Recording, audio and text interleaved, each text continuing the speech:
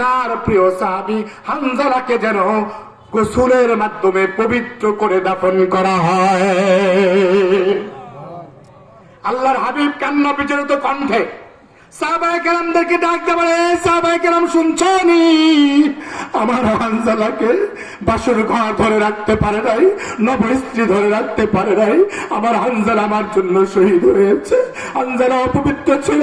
তোমরা দেখো হানজালার লাশটা কোথায়, হানজালাকে গোসলের ব্যবস্থা করো। আশ্চর্য কারবার, গোটা ময়দান খুঁজে হানজালার লাশ পাওয়া যাচ্ছে না। আল্লাহর হাবিব পেরেশান হয়ে গেলেন। আশিক রাসূল হানজালার লাশটা কোথায় আছে? জিবরিল আমিন এসে বলে, ইয়া রাসূলুল্লাহ, আসসালাতু আসসালামু আলাইকা ইয়া রাসূলুল্লাহ। আল্লাহর হাবিব বলে, হানজা, এ জিবরিল, আমার হানজালার লাশ তো খুঁজে পাচ্ছি না। জিবরিল আমিন ডাকতে বলে, ইয়া রাসূলুল্লাহ, আপনার আশিক হানজালা আজকে যে নবীর প্রেম দেখিয়েছে, আমার আল্লাহ এত খুশি হয়েছে।